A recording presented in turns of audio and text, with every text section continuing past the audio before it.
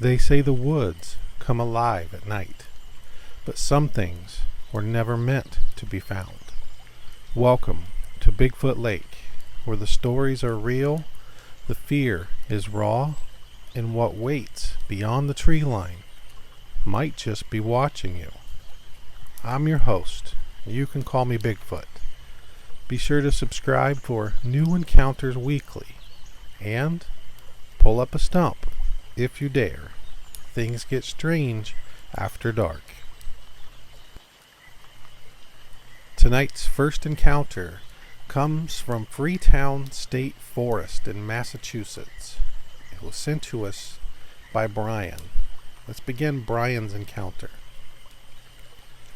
You ever hear something in the woods that makes your blood run cold?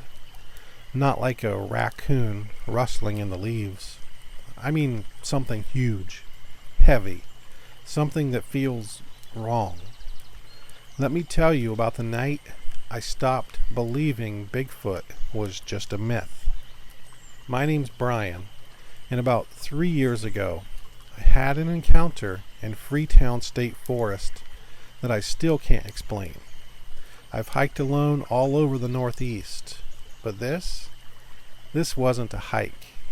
This was a warning. I grew up in Taunton, just a few miles from Freetown.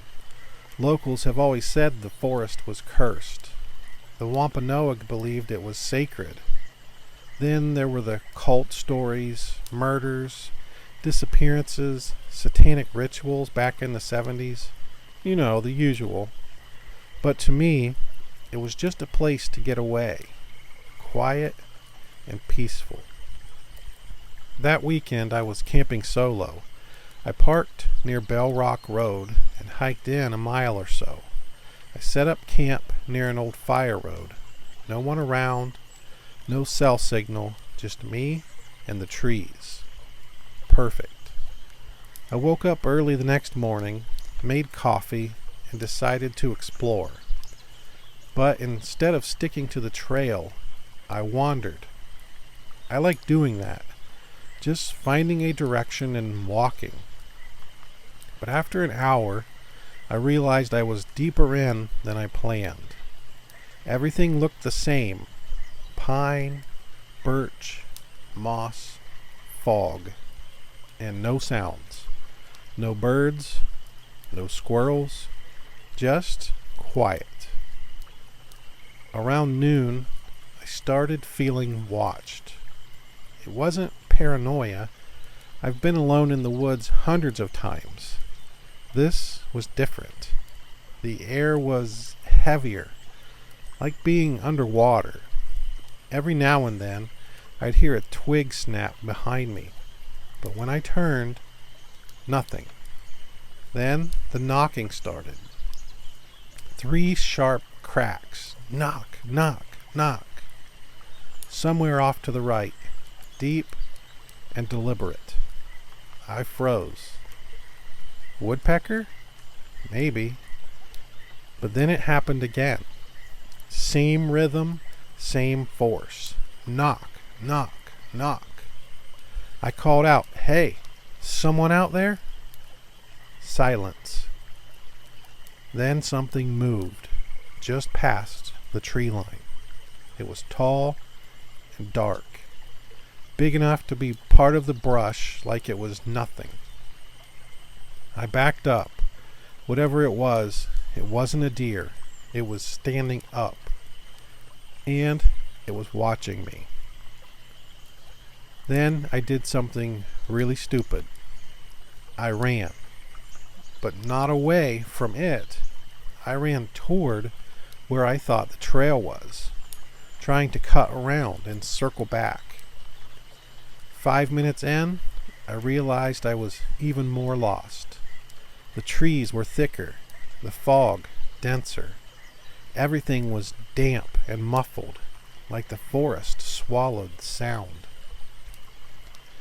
And then I saw it, ahead in a clearing, a shape, 8 feet tall, maybe more, covered in matted hair, arms longer than they should be, shoulders like boulders.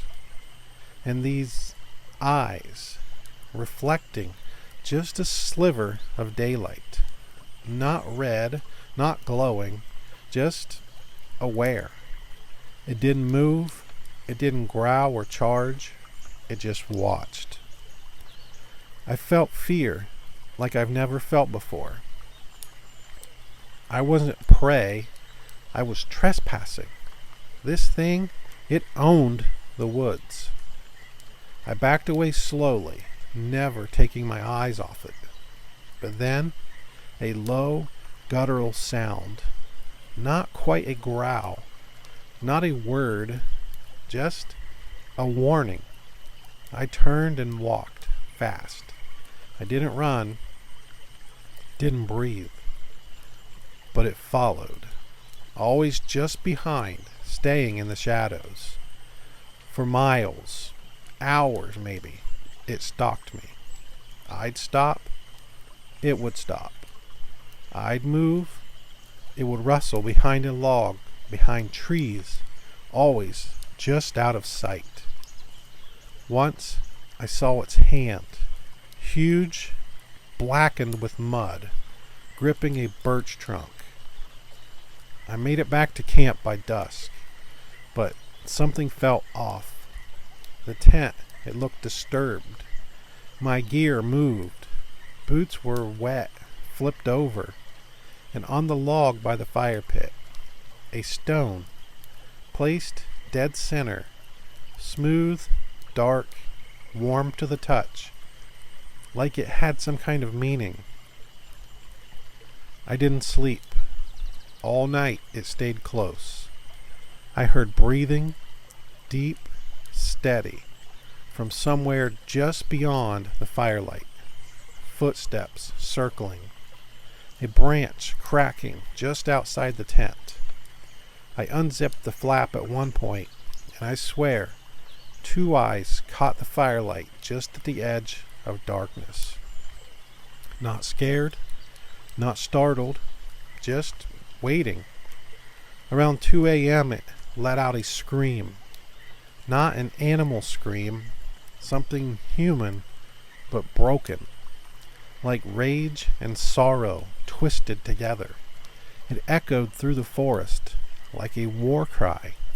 And then, silence. I never saw it again.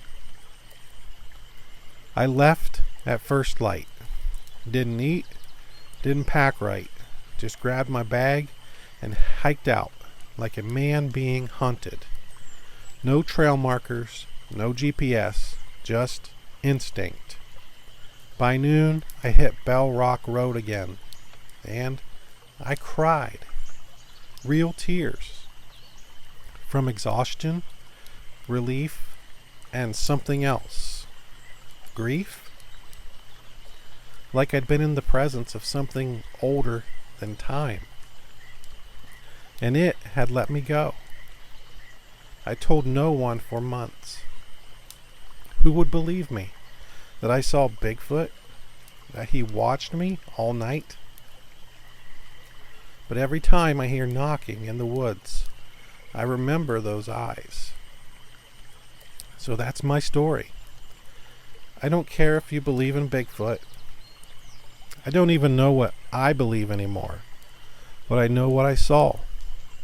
I know what I felt. If you go into Freetown, stay on the trail. Don't wander. And if you hear knocking, don't answer it.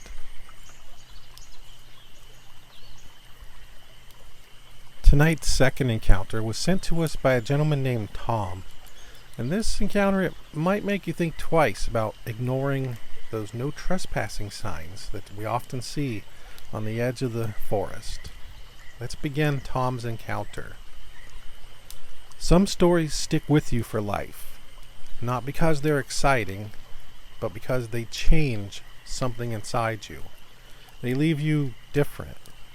And what happened to me and my buddy Chris up by Miller's Ridge, near that winding river in the northern Cascades, well, it changed me forever. We ignored the signs, thought it was just a dumb old no trespassing scare tactic. But what we found deep in those woods wasn't human, and it sure as hell wasn't happy we were there. It was late September. Leaves were just turning. Cool mornings, warm afternoons. Me and Chris had been planning the trip for months, just the two of us. Fly fishing up in a remote spot he'd heard about from some guy at a bait shop. Said the trout were the size of your forearm. Hard to get to, but worth it. We parked the truck off a service road, hiked in about 3 miles. Took us right past a rusted barbed wire fence with a half-rotted wood sign. Private property, do not enter. Naturally, we stepped right over it. The deeper we went, the quieter it got. No birds, no bugs, just this low, constant hum of the river nearby. We found the river by late morning. Crystal clear, fast moving in some parts, but there were deep pockets where the water slowed. Perfect for trout. We set up on opposite banks, maybe 30 yards apart. Didn't say much, just cast, reel, cast again. For a while, it was perfect. Then I heard this crack, like a branch snapping in the woods behind me, loud and sharp. I turned, but didn't see anything. Figured it was a deer. Chris waved at me from across the water, kind of laughing. Like, "Did you hear that?" I nodded, and we kept fishing. But the cracks kept coming, closer, and then rocks. It wasn't just pebbles either. Big, heavy rocks, some the size of footballs, came crashing down into the river between us. One landed maybe 10 feet from where I stood. Chris yelled, "Cut it out!" But I could tell by his face he thought it was me, and I knew it wasn't him. We both turned to the woods, still nothing. But the feeling changed. You ever feel watched? Not just seen, but watched by something that isn't curious, it's angry. That's what it felt like. Chris started making his way back across the river, hopping rocks fast. I was packing up when I saw it. First, I thought it was a bear. Huge, dark brown. But it wasn't on all fours. It was upright. Broad shoulders, long arms, covered in thick, matted hair. It was just standing at the edge of the tree line, watching us. Then it roared. Not a growl, not a howl, a deep, guttural, echoing roar that hit me in the chest like thunder. We ran. Chris went left, back along the river. I went right, straight into the trees. I thought we'd loop back to the truck. But it followed me. I don't remember everything, just flashes. Trees whipping past. The sound of it crashing through the woods. Another rock. This one hit a tree a few feet in front of me. Shards flew into my face, and blood ran down my cheek. I fell once. Thought it was over. I remember curling up, expecting to feel claws or teeth. But nothing came. Just breathing. Heavy, deep breathing. Maybe 20 feet behind me. Then it was gone. Night fell while I was still wandering. No flashlight, no cell signal. Just me and the dark. I could hear it sometimes. Branches snapping, deep breaths, always just out of sight. At one point, I climbed onto the roots of an old tree and stayed still for what felt like hours. Every time I blinked, I thought I saw eyes, red ones, watching. Eventually, I heard Chris's voice. Weak, hoarse. I followed it. He looked like hell. Torn shirt, blood running down one arm, eyes wide like he hadn't blinked in hours. We didn't speak. We just sat there, breathing, listening. Whatever it was, it let us go. Maybe it was a warning. Maybe it was done playing. We found the truck by first light. Never been so happy to see rust and chipped paint in my life. We never reported it. Who would believe us? We don't talk much about it anymore. Chris moved to Arizona. He won't even go near the woods. Me? I still fish, but not up that north. Not near Miller's Ridge. And I never cross fences anymore. Some places, they just don't want you there. And some things don't care if you believe in them or not. They believe in you. And if you're out there someday and you hear a branch snap or see a rock splash in the water near your feet, run.